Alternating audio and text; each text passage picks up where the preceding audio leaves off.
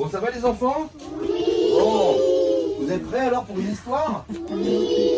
Bon, d'abord on va taper dans les mains, d'accord? Attendez.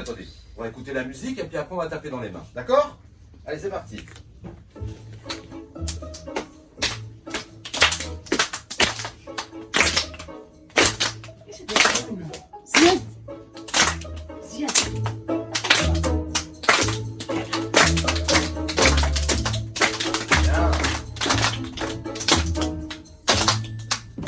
Et voilà. Alors, est-ce que vous connaissez le petit lapin Dandan? Vous le connaissez ou pas? Non. Bon, ben, vous allez voir. Je vais vous raconter les histoires de Dandan. Dandan, c'est ce petit lapin-là. Et ce petit lapin-là, il aime beaucoup lire. Vous aimez lire aussi les histoires? Oui. Bon. Non, t'aimes pas lire des histoires? Bon, c'est pas grave. Ça viendra. Ok? Et il a un copain qui s'appelle Cancan. Ok? On commence l'histoire? Oui. Allez, c'est parti. Vous écoutez bien, hein? Ok. C'est parti. À Lapinville vit un drôle de petit lapin. Tout le monde le surnomme Dandan, le lapin noir et blanc qui lit tout le temps, parce qu'il tient toujours son journal à la main. C'est le lapin le plus instruit de tout Lapinville, mais aussi le plus distrait. Cancan lui répète tout le temps: Dandan, si tu lis en pédalant, tu vas t'aplatir contre un arbre.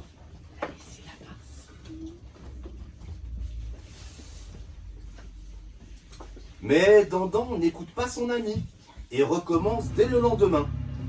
Fais attention Dandan, ne roule pas si près de ma voiture, on va avoir un accident, s'écrie Cancan.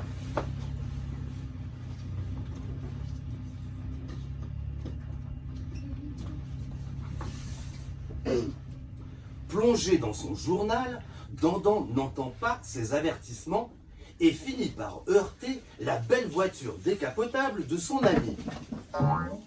Attention Dandan, freine, tu vas tomber. Je n'arrive plus à freiner, hurle Dandan, faisant des vagues avec son vélo. Quand soudain, un tronc d'arbre leur coupe la route à quelques mètres.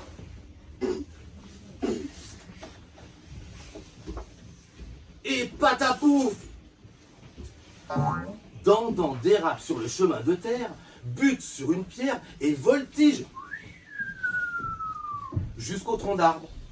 Cancan heurte alors de plein fouet le vélo de Dandan, passe par-dessus et reçoit le même coup que son ami. Oui, ma tête! Ronchonnent les deux compères en se frottant le crâne. Au bout d'un moment, tous deux se regardent, puis éclatent de rire.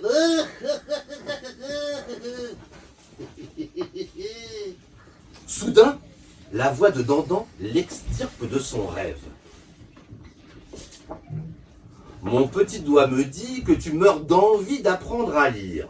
Cancan. Rien n'est plus passionnant que d'aventures rocambolesques, de voyages extraordinaires.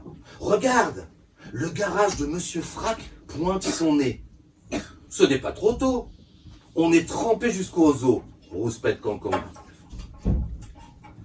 Monsieur Frac leur fait promettre d'être plus prudents dorénavant.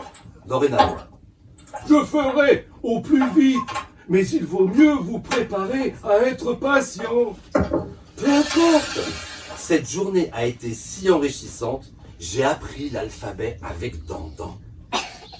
Le lendemain matin, Dandan réveille Cancan, prétextant une promenade matinale. Très vite, le sac à dos de Dandan éveille ses soupçons. Aussitôt, il se met à lui tourner autour comme une toupie en l'assommant de questions. Bientôt, le plus grand arbre de Lapinville se dresse devant eux.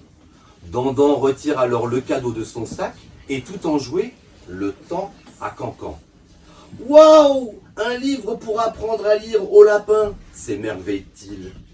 Et cette fois, ce sera sans journal et sans vélo. Je t'apprendrai à lire au pied de cet arbre. Et voilà! Ça vous a plu les enfants? C'était chouette?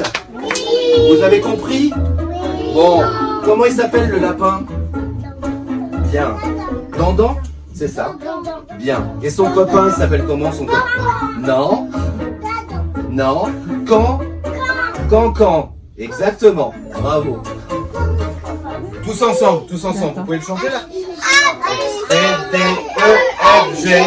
H, I, J, K, L, M, N, O, P. Ouais. Q, R, S, T, U, V, W, X, Y et Z. Je connais mon alphabet. Je savais pas. Chante avec moi si. Ça continue, hein. C'est bon? Bravo! Bravo les enfants. Merci beaucoup. Wagaboo!